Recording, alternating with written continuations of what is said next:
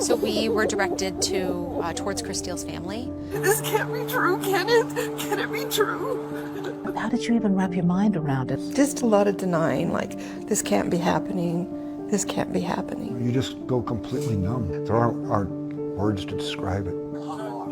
Who's in charge of the doctor? We'd like to know what happened. We see a man running down the street. He ducks into the first level of crime scene tape and runs towards the house. And he's yelling, "That's my house, that's my house." I was tasked with making sure Dan was okay. He had gone weak in the knees. He couldn't stand anymore.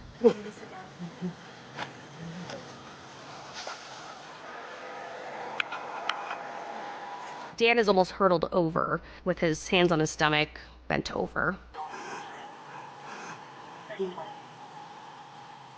So I placed my hand on his back and his shoulder, just so he knew I was there, that somebody was there.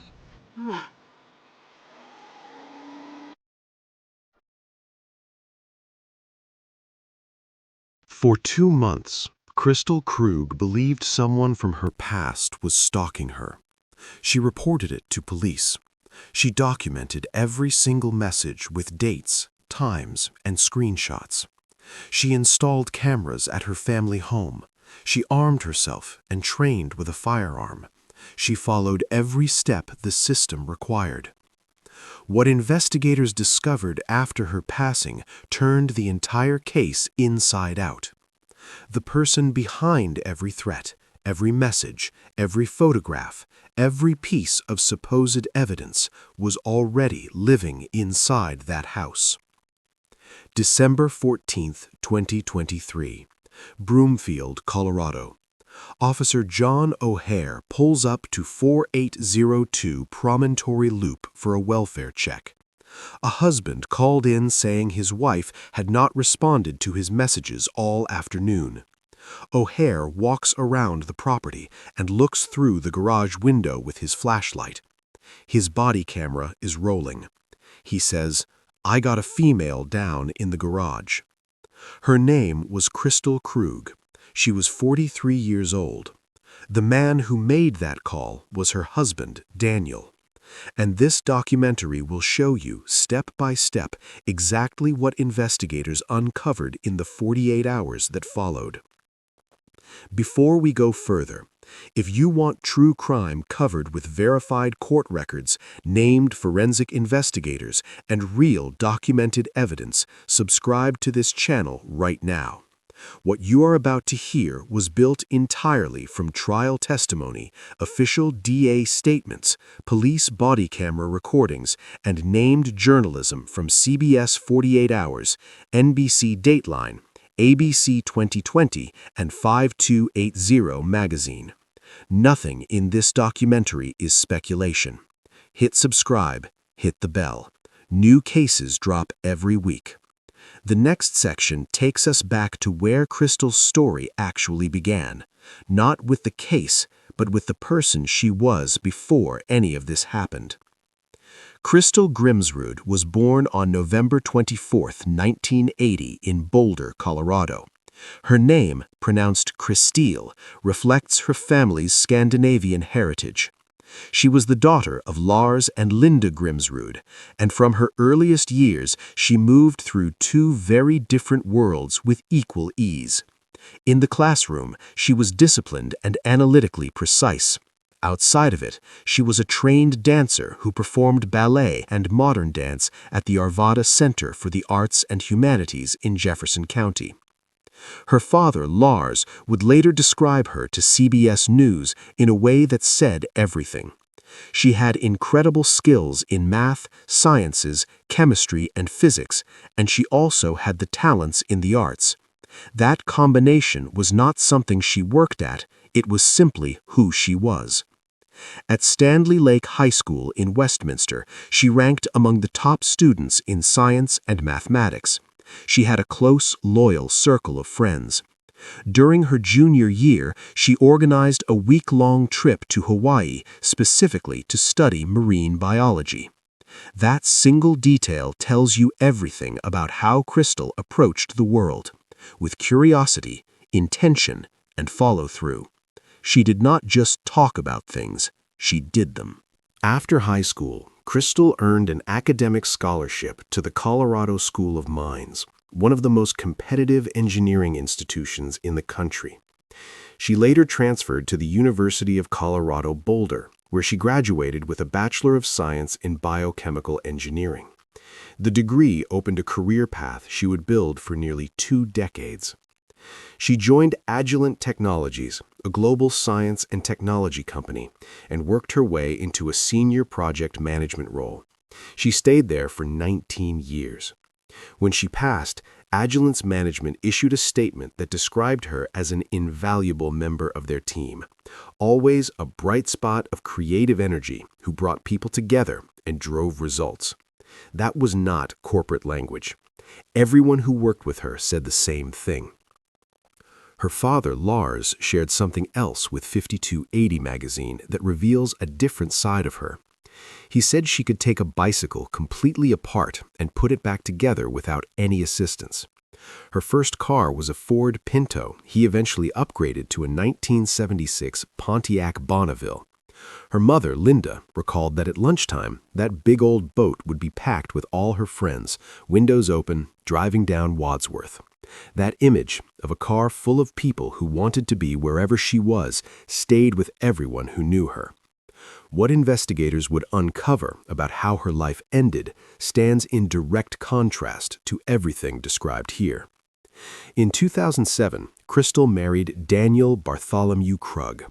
The couple settled in Broomfield's Anthem Highlands neighborhood, a planned, family-centered community approximately 20 miles northwest of Denver. They had 3 children together, 2 daughters and a son, aged 14, 11, and 8 at the time of her passing. Her mother, Linda, told CBS News simply she loved to just get out and live life. That description, brief as it is, matches every account from the people who knew her. She was present, she was engaged, she was someone who showed up fully for the people around her. By 2022, however, something had fundamentally changed inside the Krug household. The marriage between Crystal and Daniel was deteriorating in a way that could not be ignored. Separate bedrooms, rejected counseling, a divorce request Daniel made before Thanksgiving of 2023 that Crystal said she was not ready to address while everything else in their lives was unsettled. That response, prosecutors argued, was not what Daniel wanted to hear. He was already watching the household he had built begin to separate at the edges, and Crystal's unwillingness to engage with the timeline he wanted only confirmed that he was losing control of the situation. Crystal's mother, Linda Grimstrud, testified at trial that her daughter had been considering seeking full custody of their 3 children. Crystal had also shared specific concerns with family about Daniel's behavior around the kids. Those concerns were documented and placed in the trial record by prosecutors as part of establishing what Daniel stood to lose if the divorce moved forward. The picture was clear. The motive was documented. What investigators needed to prove was that Daniel had acted on it, and how. Senior Deputy District Attorney Kate Armstrong laid out the prosecutorial framework for the jury in terms that left no ambiguity. She told them, Daniel Krug was losing control, and his marriage was falling apart. Crystal wanted out, but Daniel Krug was in denial. Armstrong argued that Daniel could see the outcome from where he stood, a divorce proceeding, a custody dispute, a financial division, and the loss of daily access to his children and the life he had organized around that household. Instead of working through those consequences the way a divorce requires, he made a different choice. He decided, in Armstrong's exact words, that he was going to play puppet master. The scheme, prosecutors argued, was not immediately about ending Crystal's life. In the early stages, the goal was control, not finality. Daniel manufactured the threat of a stalker to position himself as Crystal's protector, to create a crisis that would pull her back toward him, to make her feel that she needed him in a way the deteriorating marriage no longer did. What Daniel had not accounted for was that Crystal was not going to be frightened back into the relationship. She was going to document everything. She was going to report it. She was going to investigate it herself. And the more methodically she approached the situation, the closer she came to the truth that was right in front of her. Armstrong told the jury she was putting the pieces together and he was running out of time.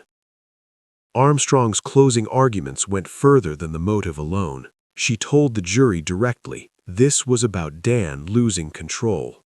He was not in love with Christille, and that deep resentment had built to a breaking point by the time we reached December 14th. She also gave the jury a precise description of how the scheme had evolved over its 10-week timeline. It started as an attempt to pull Christille back. When that failed, when the harassment campaign did not frighten her into dependence, the intention shifted. Armstrong told the jury that as police began investigating the messages and Daniel realized he could face criminal charges, the situation crossed a line from manipulation into something far more permanent. She said, "It was not working. The plan was not leading her back to him. I think it then turned to, if I can't have you, nobody can." That shift from control to consequence is what prosecutors argued produced the events of December 14, 2023. Not a single explosive moment of uncontrolled emotion, but a slow and deliberate progression that Daniel had been managing for weeks. The scheme began on the night of October 2, 2023, with a text message from an unrecognized number, a name Christille had not heard in years, and the opening move in a campaign that would run for 10 uninterrupted weeks before investigators had the tools to trace it back to its source. What investigators found next completely redirected the case. October 2nd, 2023, 10:02 in the evening. Christille receives a text message from a number she does not recognize. The sender identifies himself as Anthony. He says he looked her up, mentions passing through Boulder regularly, and asks if she wants to meet. The name Anthony meant something specific to Christille. Jack Anthony Holland had been her first serious boyfriend. They dated briefly in the summer before college in 1999, broke up in the fall of 2000, and had limited contact over the following years. Holland had resurfaced periodically through social media in 2002, 2005, 2010, and again in 2016, when he reached out via Facebook with messages that made Christille uncomfortable enough to shut down the conversation and block him. She had deleted her Facebook account before the pandemic, specifically to cut off those pathways. She had not heard from him since. The name was credible because the history was real. Christille had told Daniel about Holland over the years, the sporadic reappearances, the way she had shut each one down. Daniel knew the name. He knew the context. He knew that if a message arrived using that name, Christille would believe it.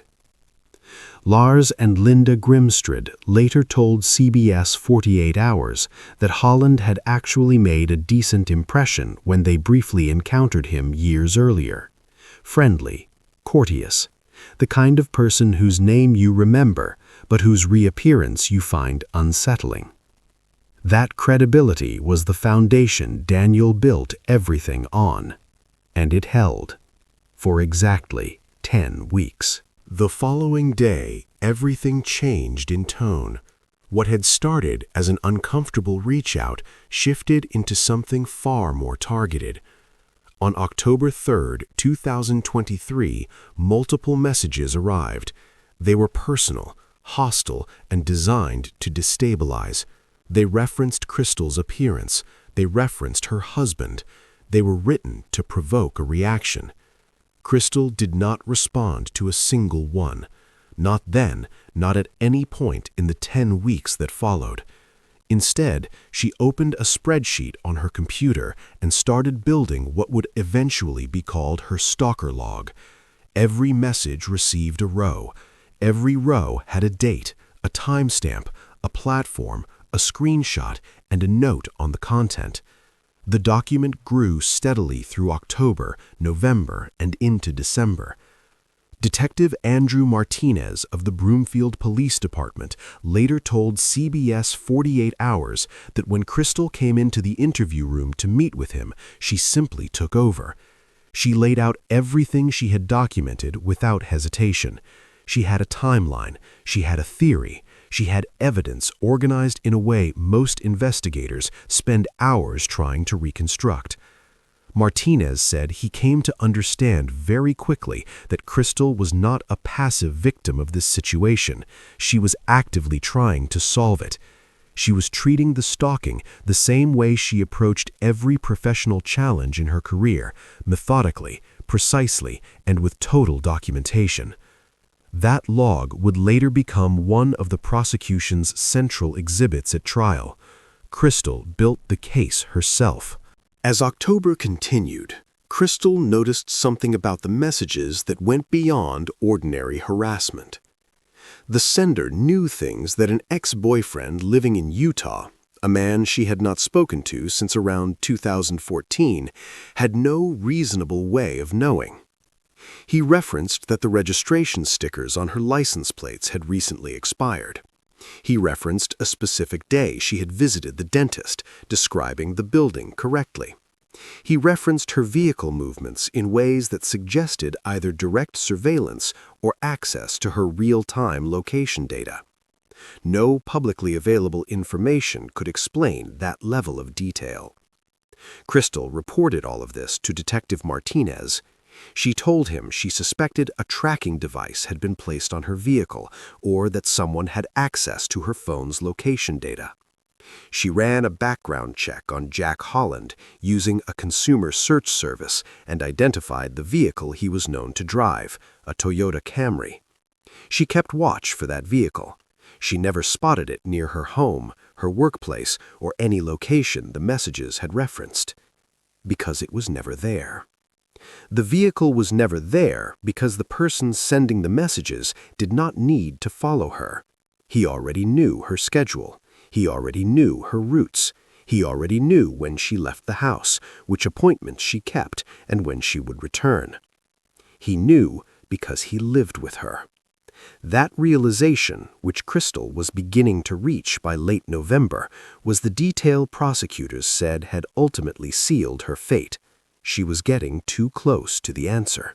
On October 31st, 2023, at 2:44 in the afternoon, an email arrived at Crystal's inbox from the address a.holland.kicks@gmail.com. The subject line read, "This your husband." Attached to that email was a photograph, a recent photograph. It showed Daniel Krug stepping out of his vehicle at the Colorado Department of Public Health and Environment, his own workplace, on what appeared to be a current day, given the visible conditions in the image. That photograph changed everything. For the entire month of October, Crystal had been handling the harassment on her own, confiding in her brother, Lars Grimsrud Jr., but keeping it away from Daniel, not wanting to add more tension to an already fractured marriage. The photograph made that containment impossible. Someone had been to Daniel's workplace. Someone had photographed him there. The threat had now directly reached her husband. She told Daniel everything that night. He told police he had been completely unaware until that moment. He said he had no idea the harassment had been going on since October 2nd. He expressed hurt that Crystal had kept it from him for a month. He presented himself as a partner who had just been brought into a frightening situation and was now determined to help protect his family. Every word of that was a performance.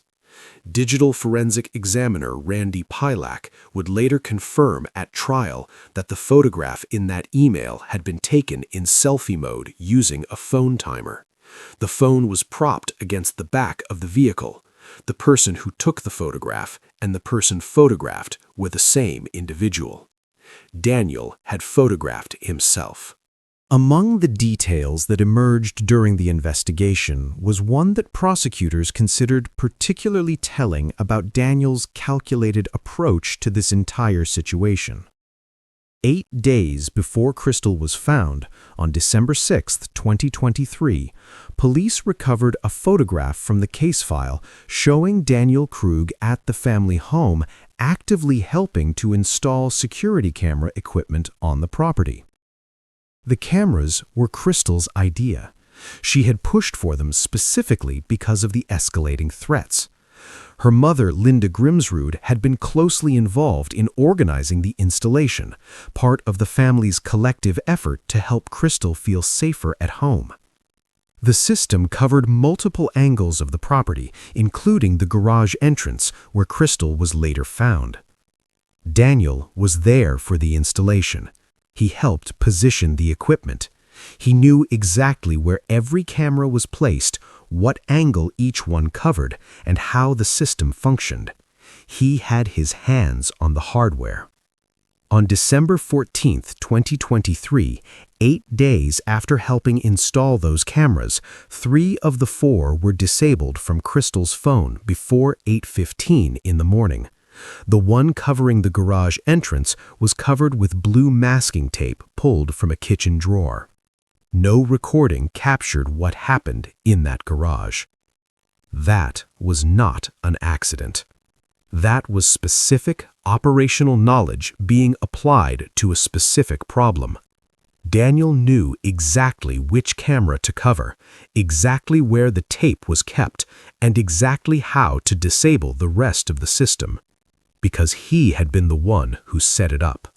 By November 2023, Crystal was no longer just documenting. She was actively preparing for the possibility that the situation would escalate beyond messages and photographs. She drove to her father Lars Grimsrud's garage in Lafayette, the same space where they had spent years working on classic cars together and having the kind of honest conversations that are easier in a familiar place. This visit was different. She was scared. She needed her father's help, and she needed it in a practical, immediate way. Lars had given her a Sig Sauer Mosquito .22 caliber handgun for protection. A local police chief who was a close friend of Lars's was present that day. He examined the firearm and gave Crystal a direct assessment. That specific weapon was not adequate for the level of threat she was describing. She would need something with more stopping power if she ever found herself in a situation where she had to use it. She acted on that advice the same day. She upgraded to a 9mm handgun. She enrolled in firearm handling and accuracy courses. She obtained her concealed carry permit through the proper legal process. She began carrying the firearm regularly, at work, in the car, and at home. She was not reacting out of panic. She was responding with the same methodical precision she brought to every challenge. She had assessed the risk, consulted an expert, upgraded her preparation, and trained until she was competent. She was doing everything right, and she was running out of time. During that November conversation in the Lafayette garage, Crystal said something to her father that Lars Grimsrud Sr. has repeated in every interview he has given since, because it has never left him. According to 5280 magazine's February 2026 investigation, Crystal looked at Lars and told him directly, "Someone is going to get seriously hurt here. It is either me or him.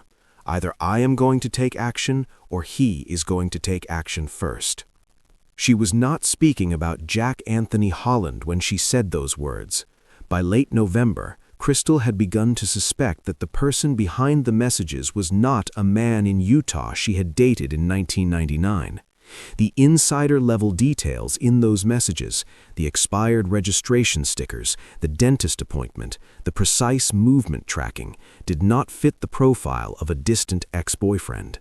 They fit the profile of someone who shared her daily environment. Prosecutors confirmed at trial that by late November 2023, Crystal was actively putting the pieces together. Armstrong told the jury directly she was getting close to the answer. and he was running out of time. Lars Grimsrud has said in multiple interviews that he believes his daughter had reached the correct conclusion before December 14th. She knew who was behind it. She just did not yet have the kind of evidence that would allow her to act on that knowledge. The warrants that could have provided that evidence had been sitting unreturned at 3 major technology companies for weeks, and December was arriving. On November 17, 2023, Broomfield detective Andrew Martinez filed digital evidence warrants with 3 companies: Google, TextNow, and Verizon. Those warrants requested the account registration data, IP address logs, and location information associated with the devices and platforms being used to send the harassing messages to Christille.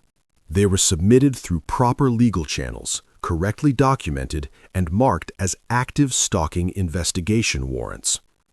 For the next 27 days, those companies did not respond. Christille noticed. By late November, she told her father that she felt the investigation had stalled, that the people meant to be protecting her had stepped back from the situation. Lars Grimsrud Sr. later recalled to CBS 48 Hours that she told him she felt abandoned, that things were not being pursued aggressively enough. Detective Martinez told CBS 48 Hours correspondent Peter Van Sant that this case has stayed with him since it occurred. When Van Sant asked whether he would approach things differently if he could go back, Martinez said, "Absolutely." The companies that held the information which could have identified Daniel as the source of every message within hours of receiving the request did not respond to a stalking warrant. Those same companies responded to an emergency homicide request from the same investigators on December 14, 2023, within 1 hour. 1 hour. After the fact. After Christille was gone. The gap between those 2 timelines is the reason her family refused to stop asking questions after the conviction. And that fight becomes the final chapter of this documentary. We are at the midpoint of this documentary. What is coming next is the section that defense attorneys argued contained the most significant unanswered questions in the entire case, including unidentified DNA recovered from the scene, a critical piece of physical evidence that investigators never recovered, and a defense argument that the jury considered for nearly 3 hours before reaching their decision. If you want this level of verified, fact-based investigative detail on every case this channel covers, subscribe right now, hit the bell, and keep watching, because what happens on the morning of December 14th, starting with a camera app downloaded to a phone and ending with a text message that a forensic examiner proved Christille could not have sent, is the most important sequence in this entire story. The next section starts now. Thursday morning, December 14th, 2023. The Krug household begins the day with its usual routine. Both Daniel and Christille make separate school runs. Daniel takes the youngest child to the bus stop first. Christille drops the other 2 at school and returns to the house at 7:58 in the morning. The property's security footage and phone location data, both analyzed by Randy Pelak, established that Daniel had returned to the house at 6:47 in the morning. That gave him approximately 1 hour and 11 minutes inside the house before Christille arrived back. Prosecutors told the jury that Daniel was waiting for her. What happened in the 26-minute window between 7:58 and 8:24 that morning, the window during which Christille's phone went silent, 3 of 4 security cameras were disabled, the garage camera was physically covered, and Daniel departed the property, is the sequence that the prosecution's entire case was built around. Each minute of that window was reconstructed by Pelak using phone metadata camera system logs, GPS data, and the digital forensic record from both Daniel's personal phone and the burner phone he had been carrying alongside it. Every timestamp was documented. Every action was traced to a specific device, a specific account, and a specific individual. The story that timeline told left no room for coincidence. Each event in those 26 minutes was deliberate, sequential, and connected to the next. Here is exactly what the evidence showed. At 8:14 a.m., 16 minutes after Crystal arrived home, the Nest security camera application was downloaded onto Crystal's phone. This was not something Crystal had done before. Digital forensic records confirmed she had always accessed the home camera system through a web browser on her laptop, never through a dedicated phone application. She had not installed the Nest app. The download was not consistent with her established behavior pattern around the system. Once the app was active on her phone, 3 of the family's 4 security cameras were disabled from that device. The cameras that Crystal's mother Linda had helped organize and install, specifically because of the ongoing threat Crystal had been reporting to police, went dark in sequence. No recording, no footage, no record of what happened next in those spaces. The only camera that continued recording was one positioned away from the garage, covering a portion of the property that captured nothing relevant to the events of that morning. The camera positioned directly over the garage entrance, the one that would have recorded everything, was handled differently. Someone went to the kitchen drawer where blue masking tape was kept, pulled a strip, and placed it directly over the camera lens, not disabled remotely, covered physically, from inside the house. When investigators later examined the tape, forensic analysis found DNA on it. The profile did not match Daniel. It did not match Crystal. It came from an unidentified source. That detail would become one of the defense's central arguments at trial. The cameras were down by 8:15. Crystal's phone went silent at 8:22. The next recorded movement on that property was Daniel's departure at 8:24. At 8:22 in the morning, Crystal Krug's phone recorded its last active use. After that timestamp, the device showed no outgoing calls, no text messages initiated by the user, no active application use of any kind. Nothing. The phone was present. The phone was powered on, but the person who operated it was no longer using it. At 8:24, 2 minutes after that final active timestamp, Daniel Krug left the house. He was 20 minutes later than his typical departure time for work on a weekday morning. That deviation was confirmed by reviewing his prior departure records. Before pulling out of the driveway, Daniel deactivated the dash cam mounted in his vehicle. That dash cam had a consistent record of operation on his normal route to work. On every prior occasion investigators could reference, it had been active. On December 14, 2023, it was turned off before he reached the street. Phone data captured what happened next. Daniel drove north on Sheridan Boulevard. At a specific point along that route, his device stopped registering movement for 5 full minutes before continuing toward his regular coffee shop. Prosecutors told the jury those 5 stationary minutes were consistent with someone removing items from the vehicle and disposing of them. The specific items used against Crystal during the incident that morning were never recovered by investigators, despite an extensive search of the route. At 8:56 in the morning, 32 minutes after Daniel left the property, text messages began arriving from Crystal's phone. He was already on the road when he received them. What those texts revealed is the single most significant piece of digital evidence in this entire case. At 8:56 in the morning, 3 text messages were sent from Crystal Krug's phone. One went to her brother Lars Grimsrud Jr.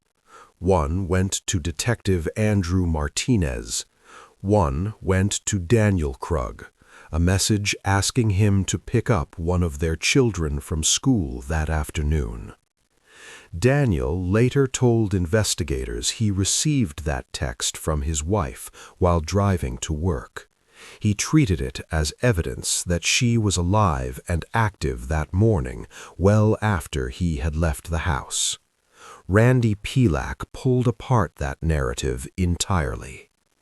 Digital forensic analysis confirmed that Crystal's phone had recorded no active use whatsoever after 8:22 in the morning. Not a single tap, not a single input. The device was physically present, but not being operated by any user in the 34 minutes before those texts arrived. Pilak's finding was definitive. Those messages had been programmed onto a timer before Daniel left the property. They were scheduled texts, set to send at a specific time without any user present to initiate them. When CBS correspondent Peter Van Sant asked Pilak directly who he believed had scheduled those messages, Pilak did not hesitate. He said, Dan Krug. When Van Sant asked why, he said, to hide his actions.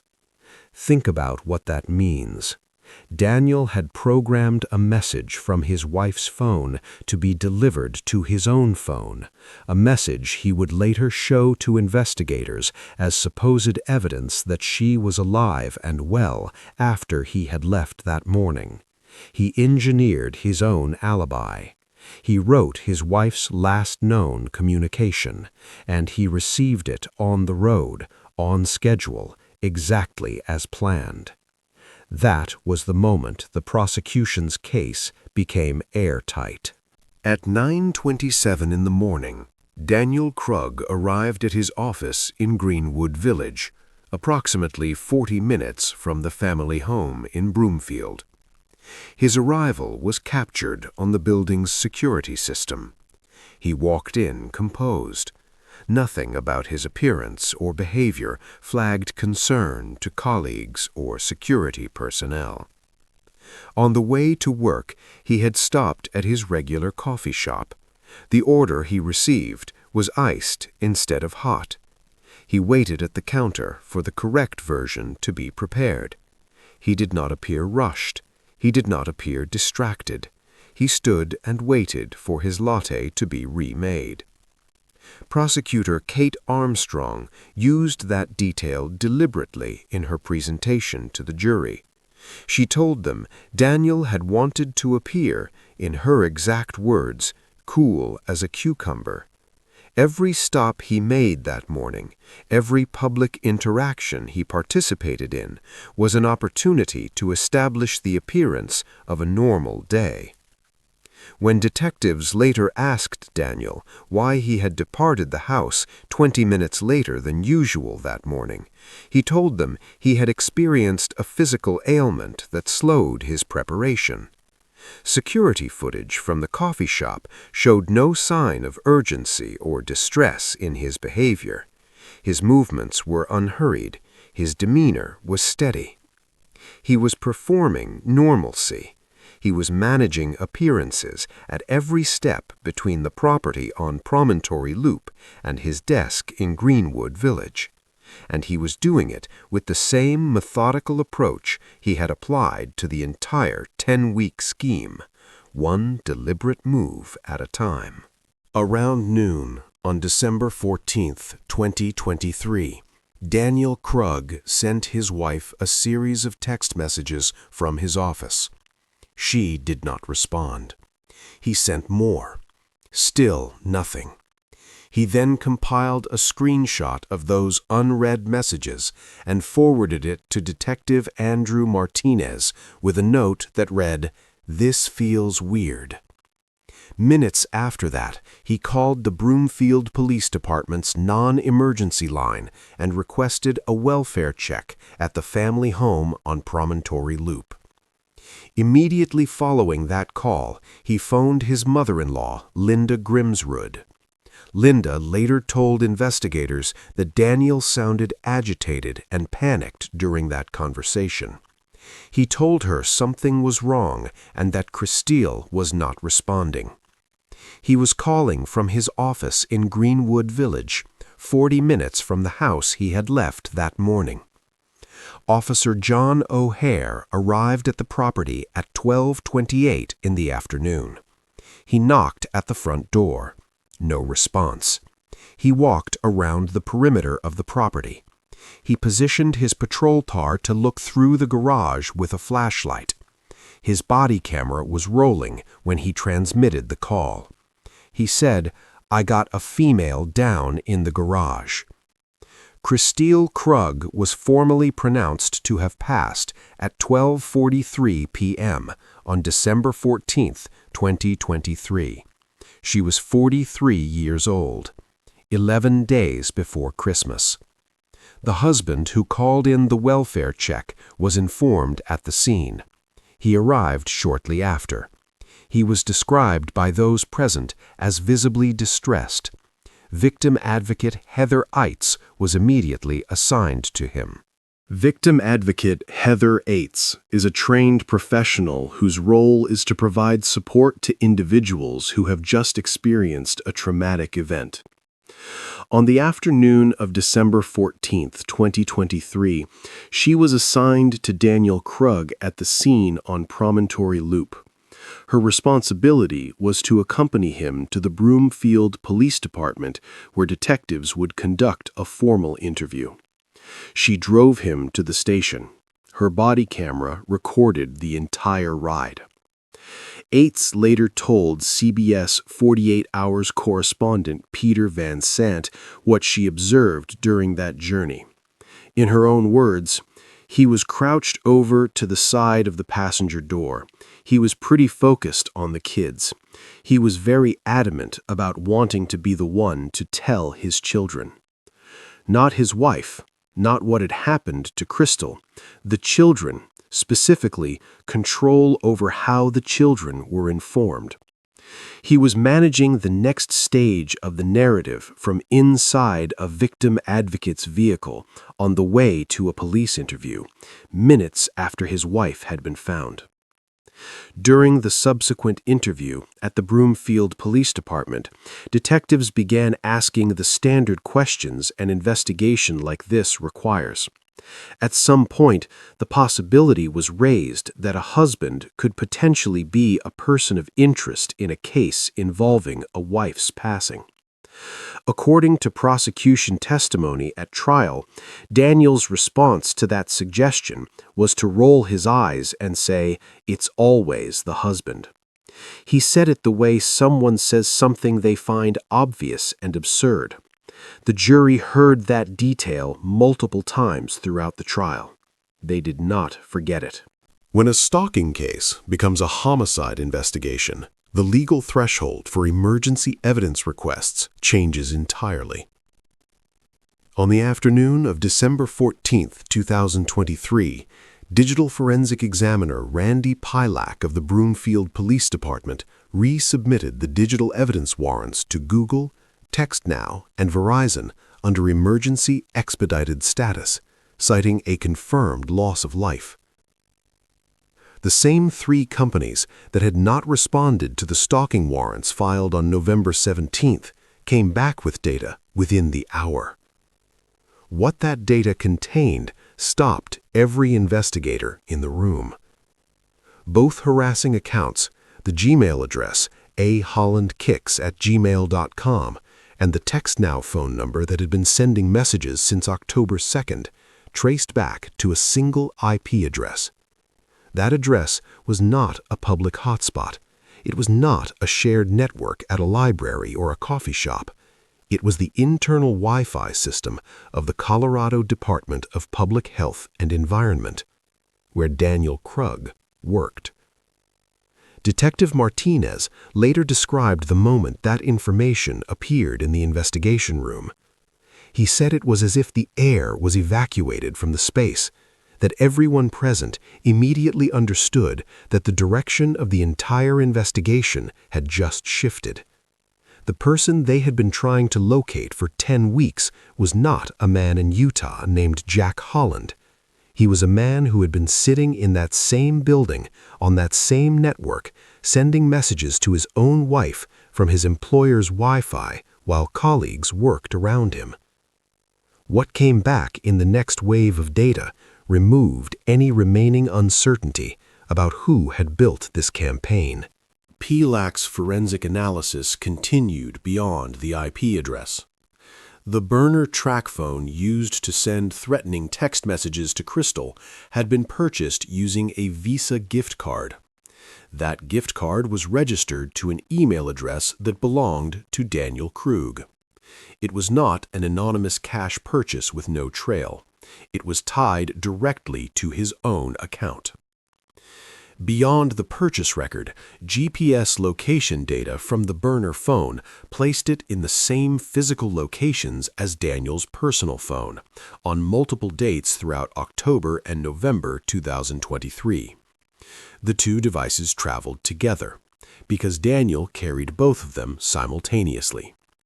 The person sending the messages and the husband sitting across from Crystal at dinner were one and the same, moving through the same spaces on the same days.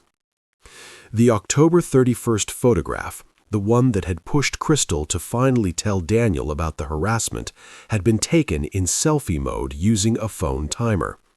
The phone was propped against the back of Daniel's vehicle at his workplace. He stepped into frame, the camera fired on a delay. He then emailed that image to Crystal as supposed evidence that her stalker had been photographing him. He manufactured the evidence that sent her to police.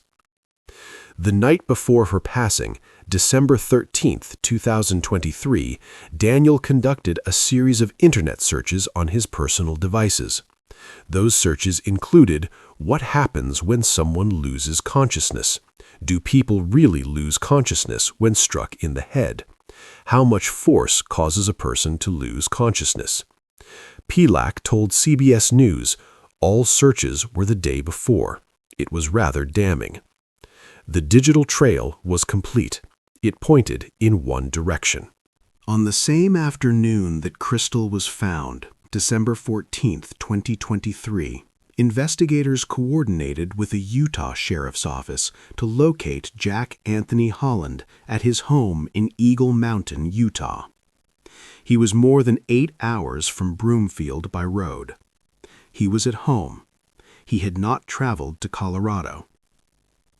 Holland confirmed to officers that he had dated Crystal briefly in 1999, that they broke up in 2000, and that his last contact with her dated back to approximately 2014 when he relocated from Durango. He had no knowledge of any messages sent in his name. He had never met Daniel Krug. His alibi was airtight on every relevant date. His sister testified at trial, placing him with her and her children on specific occasions when the harassing messages had been sent. He had a dated receipt from a purchase that placed him definitively in Utah during a key period. Travel records showed no Colorado trips, no flight data, no digital trail of any kind connecting him to the messages. Holland testified at trial himself. According to 5280 magazine's February 2026 reporting, he appeared in court bald, wearing glasses, carrying a fidget tool to manage his visible anxiety. He stared at Daniel Krug throughout his testimony. He described the shock of finding the Utah officers at his door on the afternoon Crystal was found. He told Dateline NBC, "I didn't think I'd get charged because I knew I hadn't done anything wrong." His name had been used without his knowledge to construct a 10-week campaign against a woman he had not spoken to in nearly a decade. He was completely cleared. His identity had been borrowed and weaponized. On the night of December 14th, 2023, Daniel Krug stayed at the home of Lars Grimsrud Jr., Crystal's brother, along with the couple's 3 children and Linda Grimsrud, Crystal's mother. It was a difficult and disorienting night for everyone present. The following morning brought a detail that 5280 magazine's investigation documented and that Lars Grimsrud Sr. found deeply unsettling when he heard it. Daniel spoke to Linda Grimsrud about clearing out Crystal's belongings. He mentioned the possibility of keeping her wedding dress, but suggested that the rest of her things could be discarded.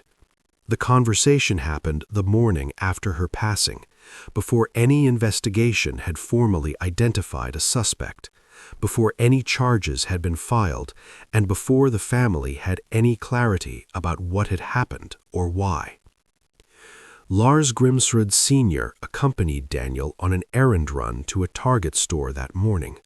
Lars confirmed to CBS 48 Hours that he carried a concealed firearm throughout that outing.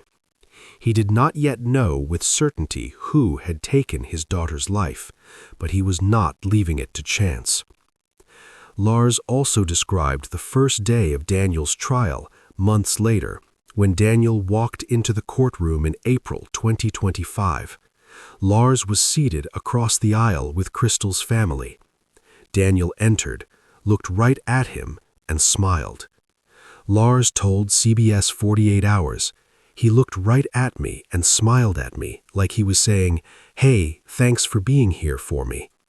That smile stayed with Lars Grimsrud through every day of the 2-week trial that followed.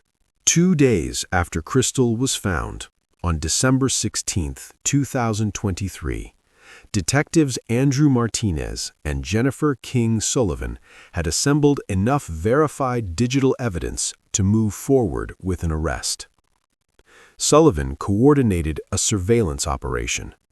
Approximately 8 law enforcement vehicles were deployed across Broomfield to monitor Daniel's movements without alerting him.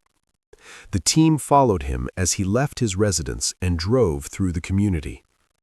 He went to a King Soopers grocery store.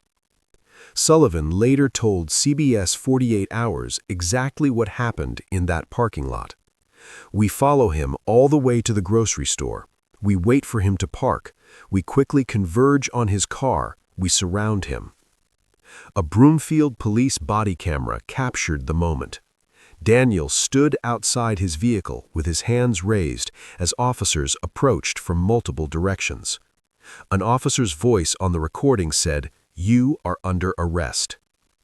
From the time Crystal was found to the moment handcuffs were placed on Daniel Krug, 48 hours. The digital trail he had spent 10 weeks constructing, the fake accounts, the burner phones, the manufactured photographs, the scheduled texts, Randy Pelak had traced all of it back to its source in a single afternoon. Daniel Krug was formally charged with first-degree homicide, 2 counts of stalking, and 1 count of criminal impersonation. He entered a plea of not guilty. His trial was scheduled for April 2025. When that courtroom convened 16 months later, what unfolded over the following 2 weeks would answer every remaining question about exactly what Daniel Krug had done and what would be done about it. The trial of Daniel Bartholomew Krug opened on April 4, 2025 in Broomfield County District Court. The prosecution was led by Senior Deputy District Attorney Kate Armstrong, with Chief Deputy District Attorney Stephanie Fritz as co-counsel. Defense was led by Philip Geigel and co-counsel Joe Morales. Daniel entered the courtroom in a gray suit and maintained his not guilty plea throughout. Armstrong opened with a direct and unambiguous statement to the jury. She told them, "Instead of accepting the deterioration of his marriage and going through the divorce process, he decided he was going to play puppet master."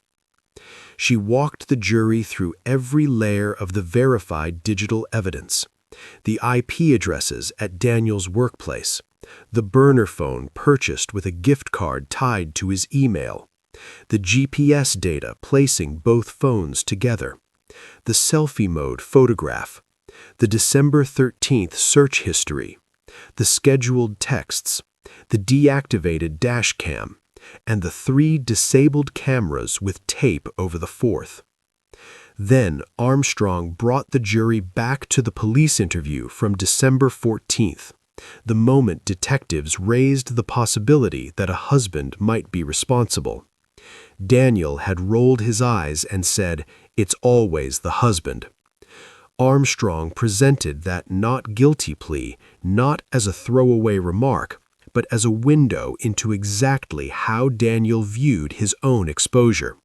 He believed he was untouchable.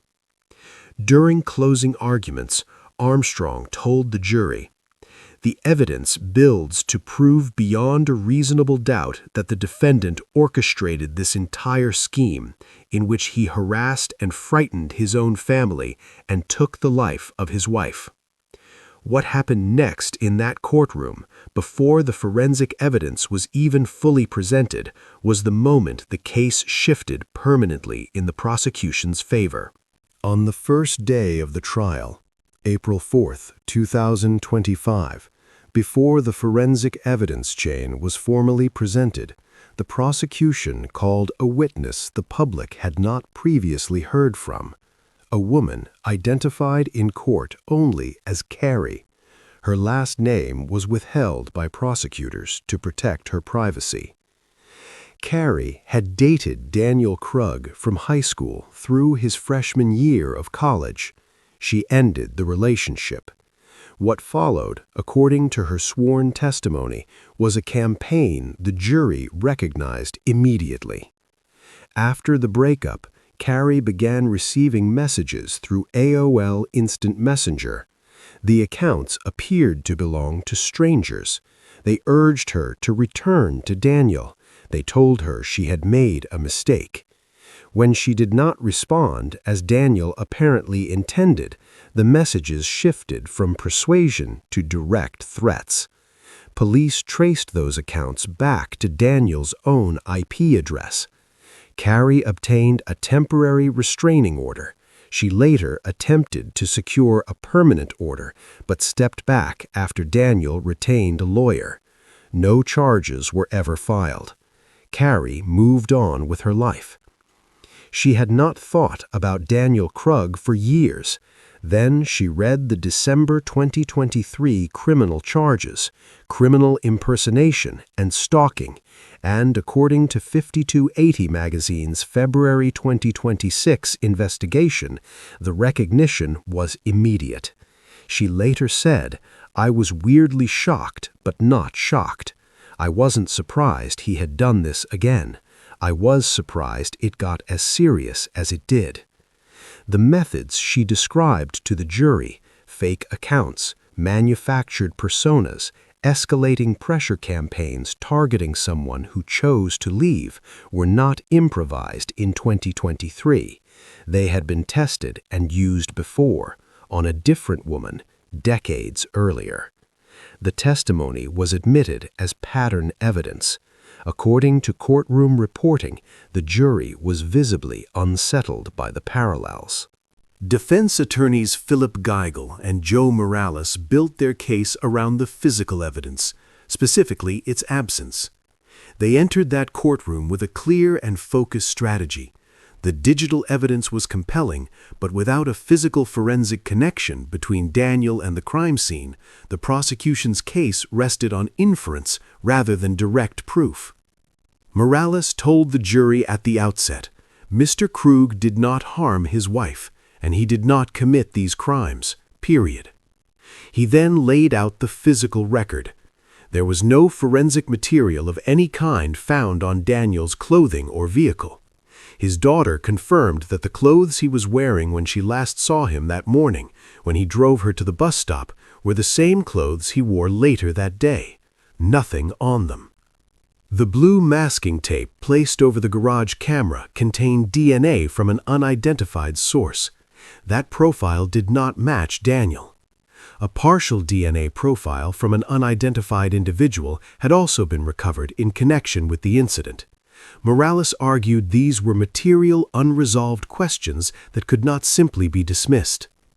The defense also noted that Crystal's phone, the device at the center of the prosecution's entire alibi theory, was never tested for fingerprints or DNA.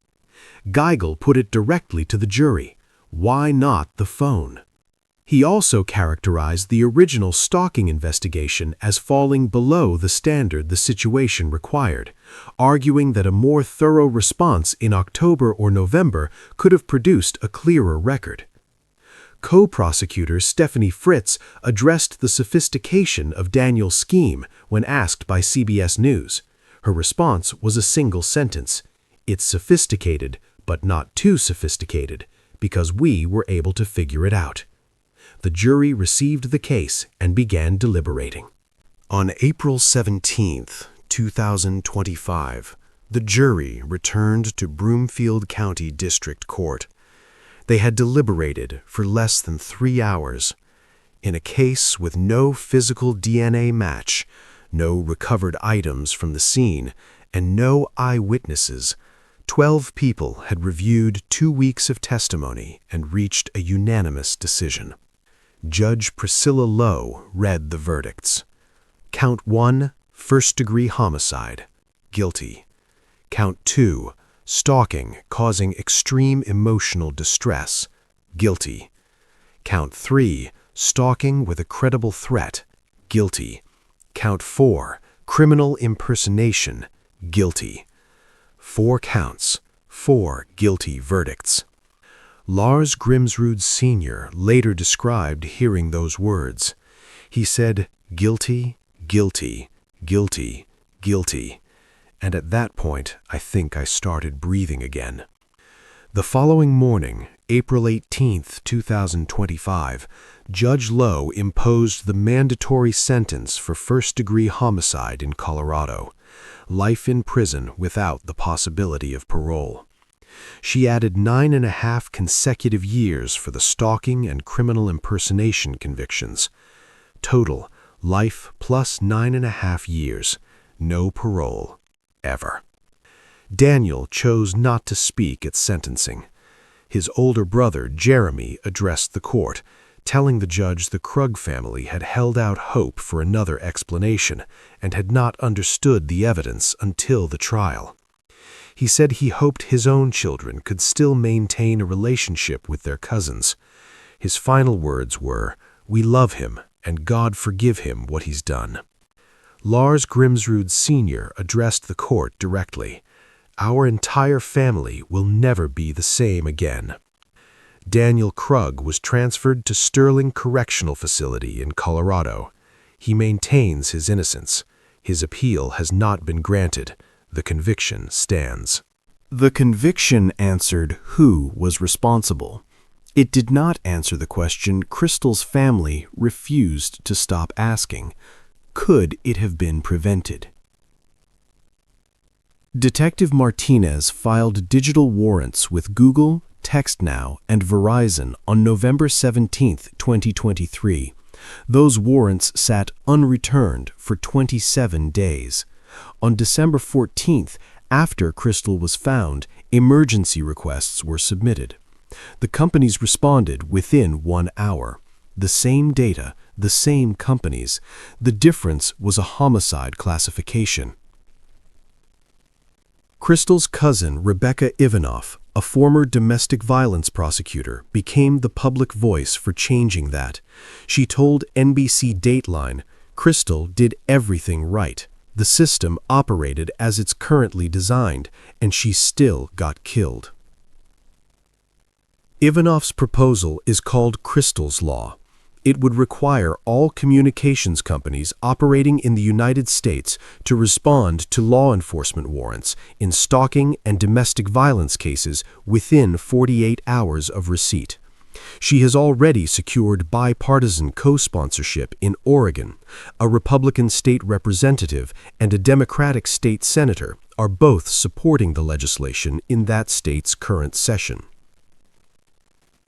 Emily Tofty Nestival, executive director of a Colorado legal services nonprofit that assisted the Grimsrud family throughout the case, told NBC News her organization has worked on too many cases where a faster response from technology companies could have changed the outcome.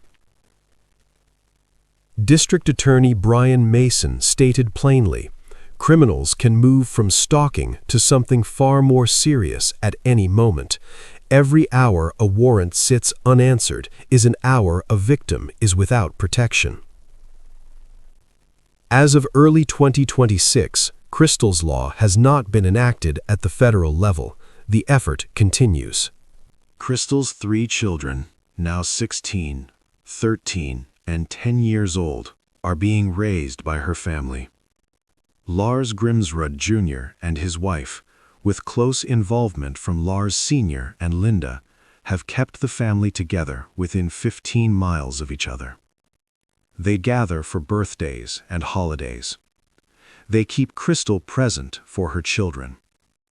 Linda Grimsrud told ABC's 2020 simply, "Every day is a difficult day." Lars Sr. still has the garage in Lafayette. The classic cars are still there. The Sig Sauer Mosquito .22 sits on the shelf. The first firearm he gave her, before the police chief said it was not enough. He kept it.